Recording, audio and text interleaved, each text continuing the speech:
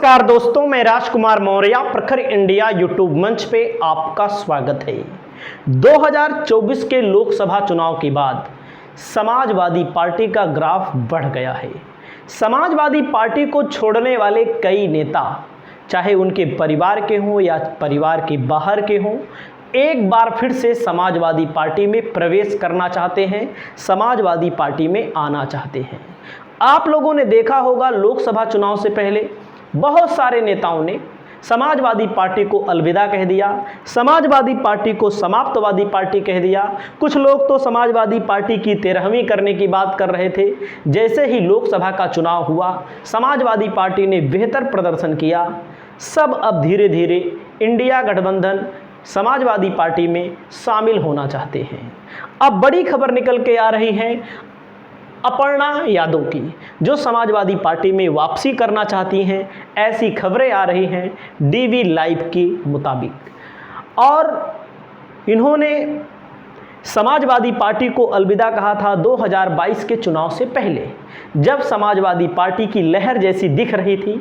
हालांकि समाजवादी पार्टी की कुछ गलतियां थीं, कुछ समाजवादी पार्टियों की गलतियों के कारण, टिकट बंटवारे के कारण, कुछ बीजेपी के नेताओं को अपनी पार्टियों में शामिल होने के कारण, क्योंकि बहुत सारे नेता बीजेपी से समाजवादी पार्टी में आए, समाजवादी पार्टी ने सिटिंग विधायकों को टिकट दिया। इससे समाजवादी पार्टी के अपने वोटर, अपने कार्यकर्ता नाराज हो गए। इसका नुकसान समाजवादी पार्टी को हुआ।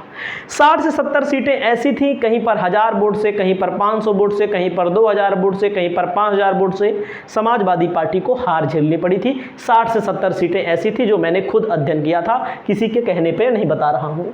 खबर आ रही अपर्णा यादव की, जो समाजवादी पार्टी में एक बार फिर से शामिल होना चाहती हैं। उसके पीछे कारण ये बताया जा रहा है, 2022 के विधानसभा चुनाव में जब अपर्णा यादव समाजवादी पार्टी छोड़कर बीजेपी में गई थी, तो ये कह रहे, इनको लग रहा था कि 22 के चुनाव में लखनऊ की किसी विधानसभा सीट से इनको टिकट मिल जाएगा बीजेपी से।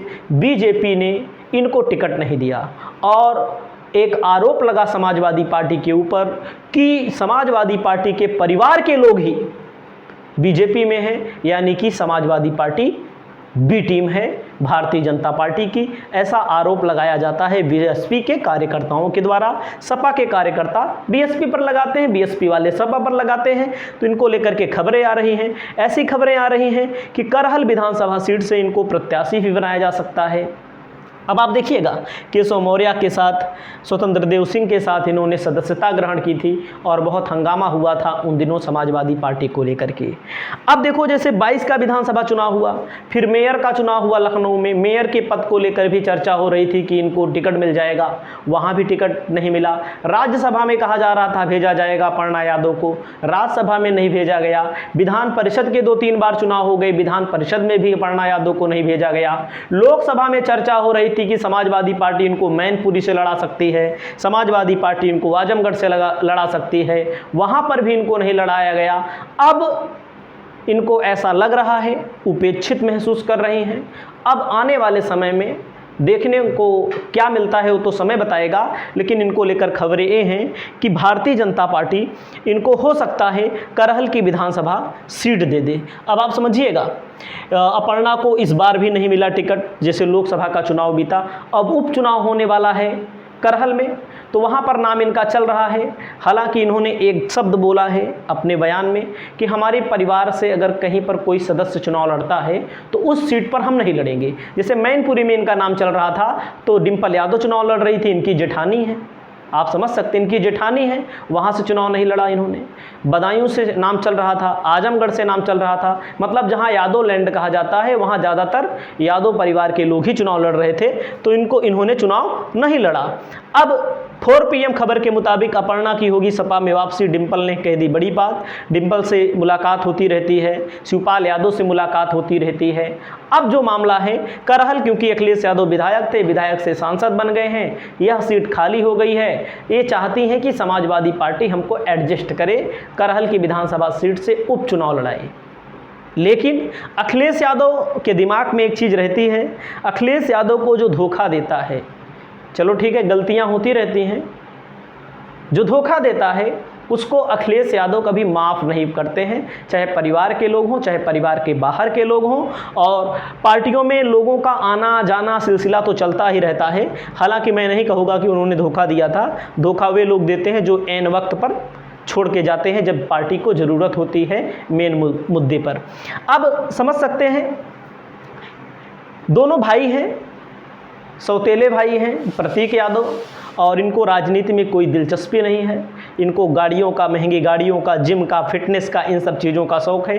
राजनीति में कोई लेना देना इनका नहीं है। इनकी लाइफ स्टाइल यादव परिवार से सबसे अलग है, इनका मामला सबसे अलग है, तो राजनीति में नहीं होते। और जब इनकी मुलाकात होती है शिवपाल सिंह यादव से, देख सकते हैं गुलदस्ता लिए हुए, फल लिए हुए मुलाकात जब होती है, तो ऐसी खबरें चल रही हैं कि समाजवादी पार्टी में इनकी वापसी हो सकती है।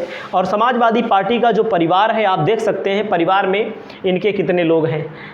मुलायम सिंह यादव की 2 पत्नी मालती देवी, पहली पत्नी के पुत्र हैं अखिलेश यादव, दूसरी पत्नी साधना यादव, इनका नाम शायद साधना गुप्ता था पहले। दूसरी पत्नी के पुत्र हैं प्रतीक यादव, प्रतीक यादव की पत्नी है अपर्णा यादव। अखिलेश यादव पहली पत्नी के सबसे बड़े पुत्र हैं। अब आप समझिएगा, ये छोटे हैं, ये सौतेली माता के पुत्र कहे जाएंगे। अब आप समझ सकते हैं, बाकी आप लोग समझ सकते हैं। रतन यादव, रणबीर सिंह और तेज प्रताप यादव। तेज प्रताप यादव का नाम चल रहा है करहल विधानसभा सीट से, समाजवादी पार्टी इनको टिकट दे सकती है क्योंकि राजनीति में सक्रिय हैं। राजनीति में सक्रिय यही हैं जो अभी ना तो विधायक हैं ना तो सांसद हैं। इनको समाजवादी पार्टी की तरफ से कन्नौज से टिकट दिया गया था। बाद में अखिलेश यादव ने मौके की नजाकत को भांपते हुए इनका टिकट वापस लिया, खुद चुनाव लड़ गए, तो इनको दिया जा सकता है। राजापाल अंशुल यादव इस समय जिला पंचायत के अध्यक्ष हैं मैनपुरी के, तो आप समझ सकते हैं। अभय राम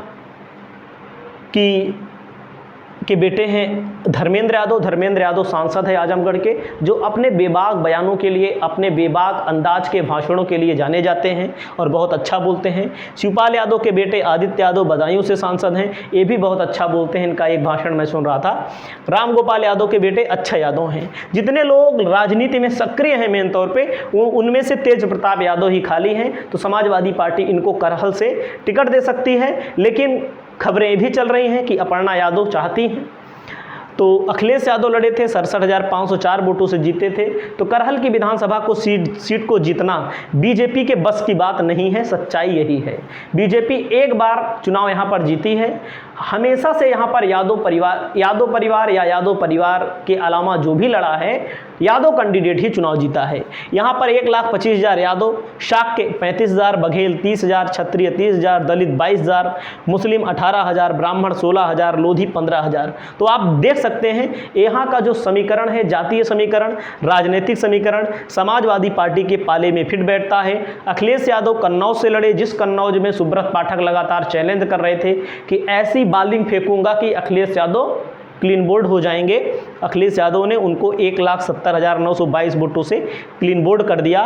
तो यहाँ पर 55% पिछड़ा वर्ग, सवर्ण 20%, अनुसूचित जाति 20%, मुस्लिम यहाँ पर 5% हैं। इसके पहले सोबरन सिंह यादव यहाँ से थे, इनका भी नाम चल रहा है कि इनको भी टिकट मिलना चाहिए, बिल्कुल, क्योंकि कई बार यहाँ से लगातार विधायक बने, तो इनकी दावेदारी प्रबल है। तेज प्रताप यादव का नाम मैंने आपको बताया। नवल किशोर शाक्य का नाम आ रहा है, लेकिन नवल किशोर शाक्य लोकसभा का चुनाव लड़े थे फर्रुखाबाद में, 2600 कुछ वोटों से चुनाव हार गए थे। इन्होंने आरोप लगाया था, समाजवादी पार्टी ने आरोप लगाया था कि रात में, सही बात तो यह है कि जहाँ पर 5-6 बजे काउंटिंग हो गई थी, तो फर्रुखाबाद में ऐसा क्या हुआ, 10-11 बजे यहाँ का रिजल्ट आया।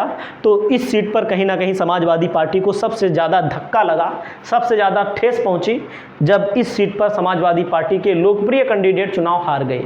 इनके नाम की भी चर्चा है। अगर नवल किशोर शाक्य को भारतीय समाजवादी पार्टी टिकट देती है, तो भारतीय जनता पार्टी की तरफ से अपर्णा यादव को टिकट दे सकती है।